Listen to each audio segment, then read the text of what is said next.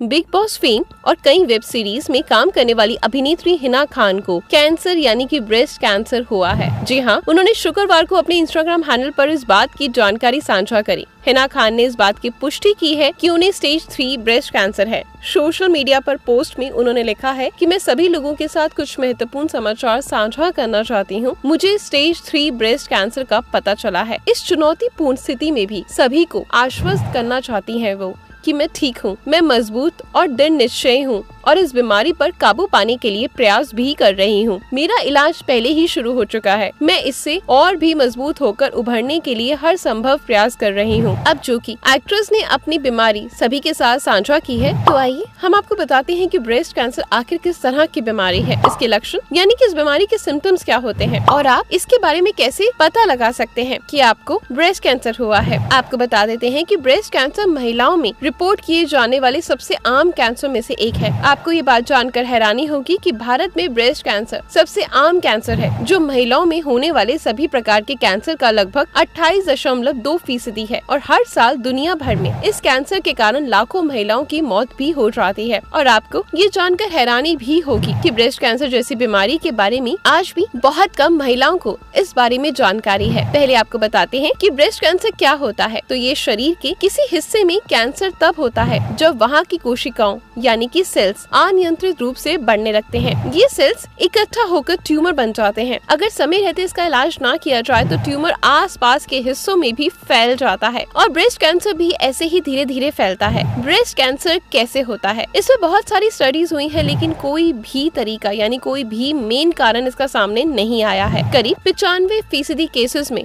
Breast cancer का कोई सही कारण नहीं मिला है, लेकिन कुछ लाइफस्टाइल फैक्टर्स की वजह से ब्रेस्ट कैंसर का खतरा बढ़ जाता है। इनमें कभी प्रेगनेंसी और चाइल्ड बर्थ ना होना, 30 की उम्र के बाद पहली प्रेगनेंसी, तनावग्रस्त लाइफस्टाइल, तंबाकू शराब का ज्यादा सेवन करना, फैमिली हिस्ट्री या फिर हार्मोनल रिप्लेसमेंट जैसी चीजें शामिल होती हैं। इसके अलावा ब्रेस्ट कैंसर के लिए फिजिकल एक्टिविटी का कम होना, मोटापा ज्यादा बढ़ना, ये सब भी बहुत मेन कारण होते हैं ब्रेस्ट कैंसर के। ब्रेस्ट कैंसर के कितने स्टेज होते हैं? अगर स्टडीज की बात करें तो ब्रेस्ट कैंसर के चरणों में 0, IA, AA, IIB, IIIA, IIIB, IIIC और 4 चरण भी शामिल है। हर चरण पहले से ज्यादा खतरनाक होता है। सबसे आखिरी चरण को मेटास्टेटस कहते हैं, जो बेहद खतरनाक होता है और इसमें जान बचने की उम्मीद बहुत कम रह जाती है। ब्रेस्ट कैंसर के शुरुआती संकेत को समझकर हम इससे बच सकते हैं। अब जानते हैं कि ब्रेस्ट कैंसर के लक्षण कौन कौन से होते हैं।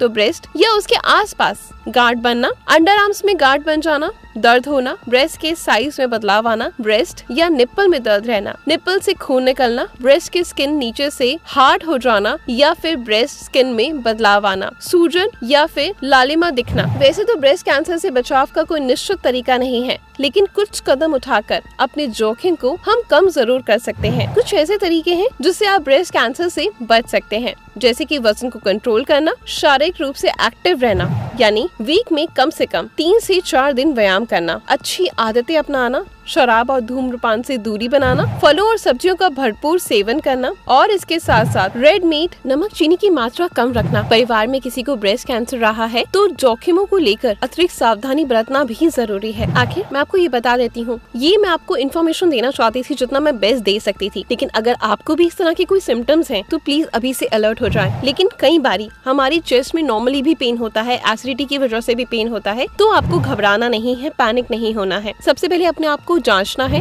कि आपने पूरा दिन में कुछ ऐसा खाया है जैसे कि आपको इस वजह से दर्द तो नहीं उठ रहा ब्रेस्ट साइज में, तो अपनी चीज का भी ध्यान रखना। लेकिन फिर भी थोड़ा सा अगर आपको लगता है कि रेगुलर बेसिस पे ये सब चीजें आपको देखने को मिल रही हैं, तो कोई हर्ज नहीं डॉक्टर से कंसर्न करने का। किसी भी बड़े तूफान से पहले अगर हम अलर्ट हो जाएं और कुछ सावधानियां बरतें तो वो ज्यादा बेहतर होता है। इसके साथ साथ आपने नींद पूरी लेनी है और खुश बहुत ज्यादा रहना है, हंसते रहना है, मुस्कुराते रहना है और मुझे अपना प्यार यूं ही देते रहना है। मिलते हैं हम नई खबरों के साथ। Good luck.